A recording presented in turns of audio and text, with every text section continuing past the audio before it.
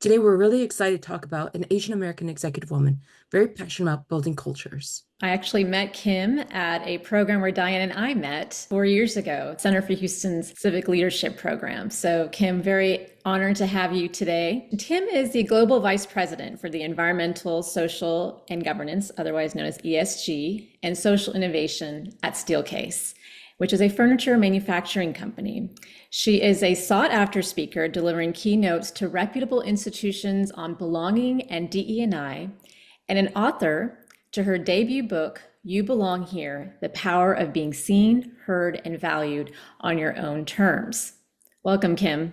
Thank you so much for having me. Well, congratulations on your book. There's so much in this book that just really hit home, and so much that we want to know about your own story of belonging and identity that I know was going to resonate with our listeners today. I think it's important to kind of set some context around belonging and identity. So let's start with what does belonging and identity even mean? I think belonging and identity tend to mean very different things to very different people. But I think at a broad sense, belonging, when I think about deconstructing the word, how I see it, that first part, B, is really about us just existing. And the long is that desire to exist. And then when you add ing, it's this continuous journey of us as humans wanting to exist. So when we think about belonging, what does that mean? How do we interact and how do we connect on those topics? Now, identity, these are all aspects of who we are and how we show up in the world. And identity to me isn't something fixed. It's something very fluid. And it changes over time. Who I am, my identity as I show up today to identity unveiled may be different when I step into a meeting room, or maybe different a year from now or 5 years from now. So both of these concepts, belonging and identity, are things that I like to think of as forever work. Kim, tell me about your childhood Grand Rapids, Michigan. How is that as Asian American? Well, it's been an interesting experience. I'm a Korean-born American adoptee that did grow up in West Michigan in the United States, and I currently live in Munich, Germany. So if you look at that pattern of kind of migration in my life, what it meant is that my entire life I felt that world is made up of a lot of different places that I don't belong. When I look at the Korean experience, every time I've gone back to Korea, people are like, you're not Korean. And when I go and was growing up in the US, people would often tell me, you don't belong here. You're not one of us. You're not American. You're Korean. And then here in Germany, same thing happens. So when we think about that foundation of childhood, of being adopted, of being Asian, all of those aspects of our identity that we've inherited, it was difficult to grapple with that because growing up, I didn't have those mechanisms to explore identity. I didn't have those mechanisms to really understand belonging like we do today. So I would say it was a journey with a lot of exclusion, but it also taught me from a very young age about self-advocacy. It taught me things about being rooted in values because identity in other places weren't as fixed for me. Kim, you talk a lot about in your book, and when you were speaking, you talk about your own family and how you grew up with white parents, but you also have a sister who's also an adoptee from Bangladesh. How did your parents help you, or was it difficult to have that conversation about belonging and identity? You talk about there's a West way of being and being quiet and putting up with things. So did you ever have that conversation with them? Like, I just don't feel like I fit in. Yeah, I think especially being in West Michigan where I grew up, I talk about it as West Michigan nice. Everyone, like, be nice, be nice. And these types of conversations that need a foundation of trust, a foundation of candor and exploration. And those two cultures and needs were in tension with each other. I would say yes, growing up, I had a lot of those conversations of questioning, of wondering. And I think the layered complexity is when I looked around and see people that look like me, not even at home. So when I went home, I wasn't rooted in identity that was shared. So those kind of conversations were the critical conversations to have. And I don't think at the time growing up decades ago, people had the language, people didn't have the concepts and understanding the way that they do today. And you see that growing. even with things like Inside Out, the original one, now Inside Out 2, huge blockbuster movie. And when I was watching this with my children and like weeping, and my children are like, oh my goodness, this is such a great movie. And I'm in the corner crying. I was like, this was like such a profound moment because all of the sudden we as a collective were saying, we have language for emotions. We have ways that we can understand and be able to share that conversation. And that's the piece when we think about identity that we need as well. That shared language, that opening to be able to talk about those things. Your sister, coming from Bangladesh, also probably didn't look like the rest of Grand Rapids, Michigan. Did she also struggle like you about identity? Yeah, I think we all did. I have adopted sister from Korea as well. So even though we were both Korean, we didn't look the same, even though everyone assumed. A lot of assumptions are made just by looking at us. And I think all three of us struggled in very similar ways. What was that turning point, though, for you when you recognized that owning your Asianness was an important part of who you are? And so othering is just so prevalent in our society. And this is part of the experience that we all have.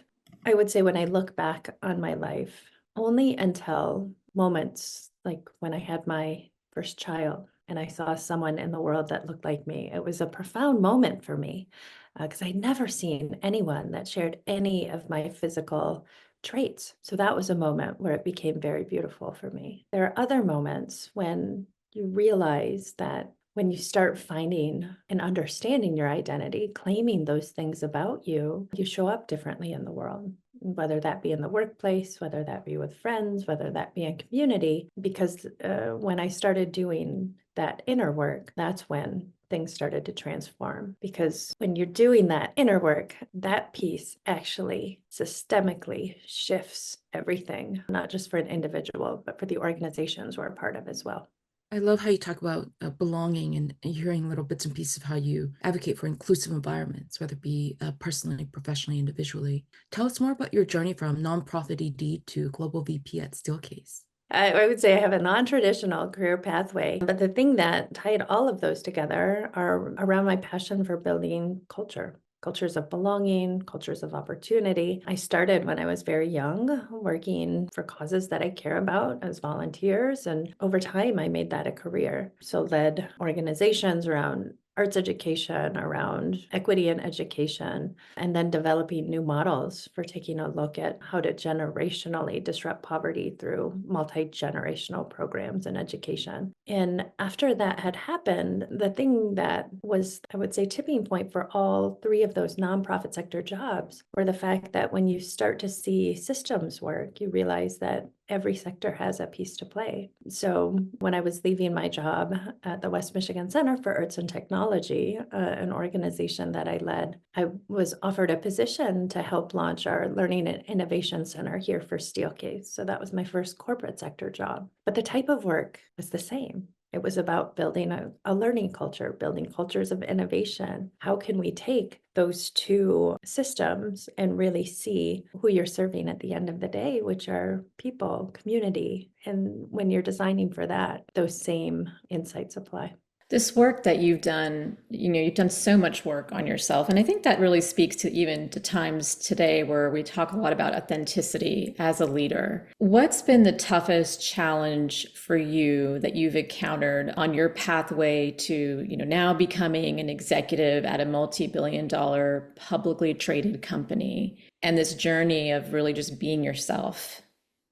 I think the fact that I started out in the nonprofit sector and I was working in community, it taught me early lessons on the impact of systems and choices.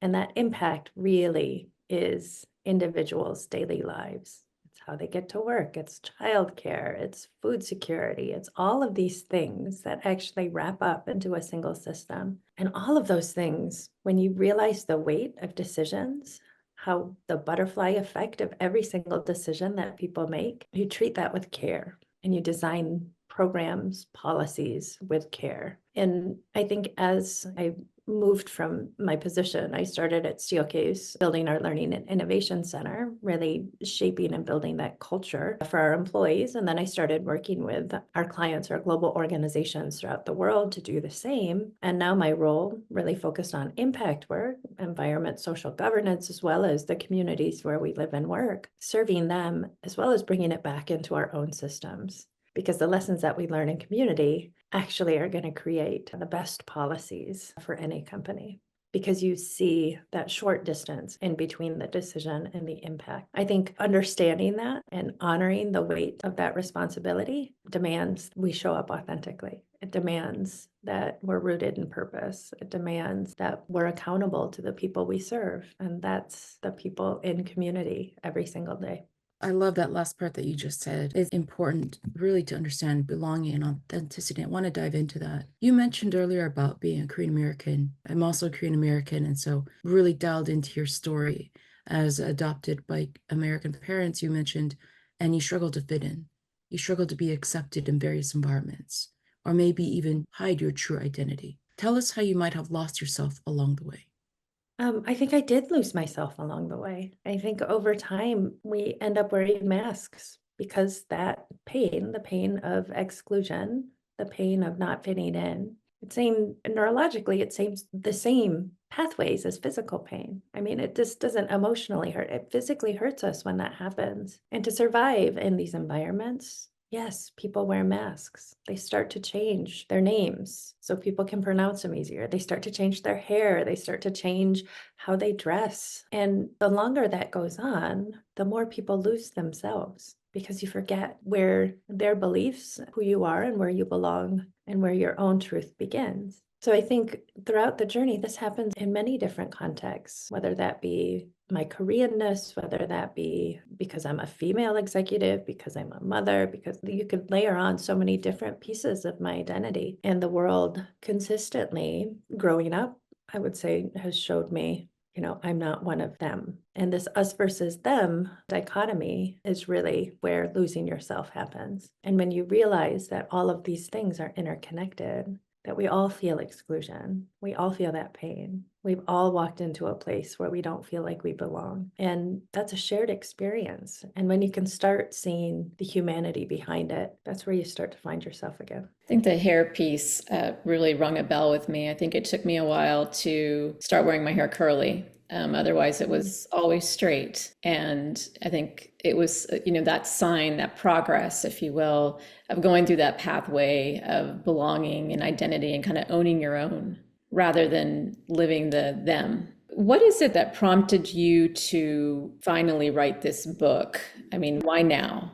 I started doing this research and writing during COVID, during lockdown. And for my job, I was on the road a lot. I was traveling quite a bit. And when COVID happened and we were locked down, it gave me a time to be still and just really reflect on life, on the journey, and how I had gotten to where I was. And when I started unraveling the history, my history, it went deeper and deeper, not just identity and not just purpose, but all of those pieces that happen within our cultures that actually shape who we are and what we believe. When I started doing that, and I had project boards all throughout my house with Post-its and research and notes, and then finally, this theme of belonging emerged as something I really wanted to share. So as people were exploring their own belonging, exploring their own identity or their own purpose, that they had a framework, that language, some handles to be able to say, okay, now I've got a way to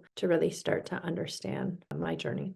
I think so many women at the executive ranks or senior leadership ranks can really relate to being in a room where they don't have people that look like them. The mansplaining, I think we've heard that time and time again. You provide in your book specific strategies that others and within the organization's colleagues and peers can do to support the concept of belonging and identity, and specifically for women. There was this one concept around the amplification of tact, which was really just poignant when I read it. Tell us a little bit about that and how it can help women be more seen and heard.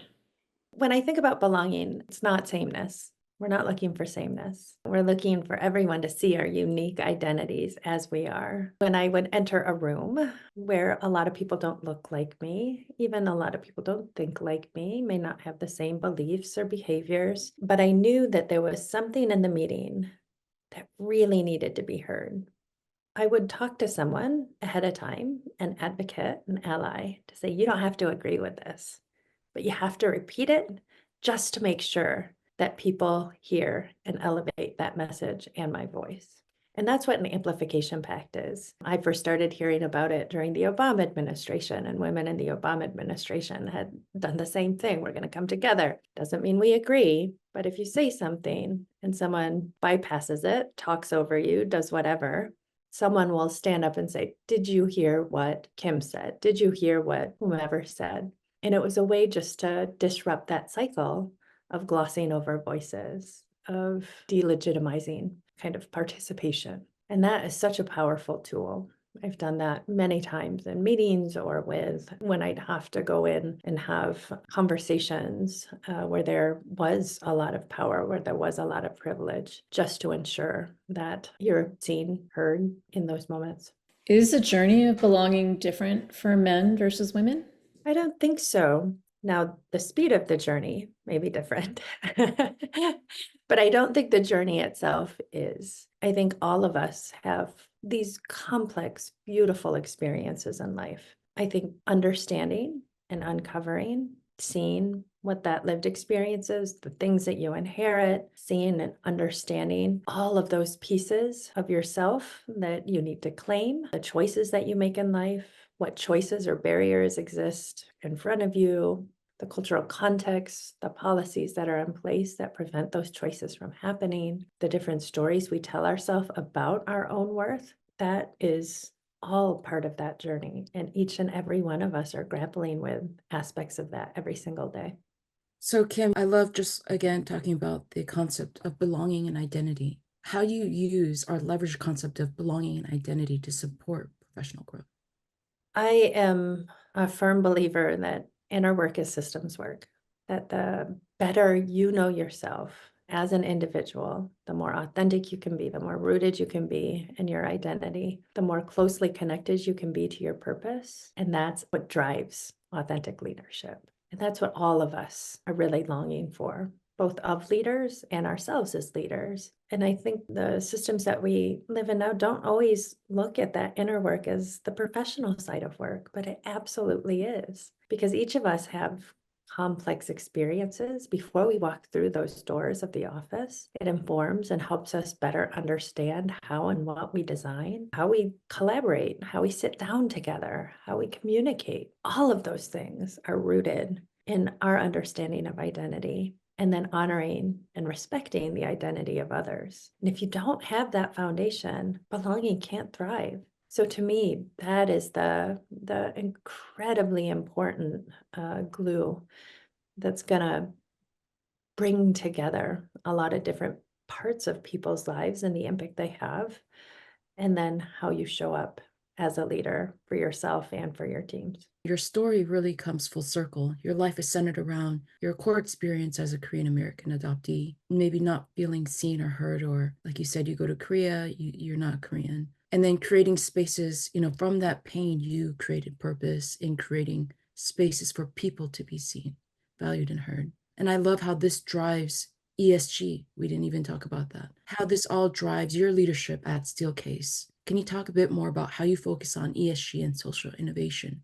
Yeah, I think the big thing is they share the same norms. They share the same values. We are accountable to the communities that we serve, both in our full work, both in the planet work. And when you have that lens and you're constantly driving for impact there, knowing who you are, creating the environments where other people can be themselves as they define, not as I define, but as they define. And then we do the work together to ensure that can thrive for everyone. So that we have processes in place, that we have policies in place, that we have a culture in place that actually puts that at the core. It's foundational to who we are as a company. It's foundational to who we are as leaders. It's foundational to what we design and how we design for connection and community and collaboration. That's where all of that starts to thrive. Is it possible to have more than one identity? Absolutely.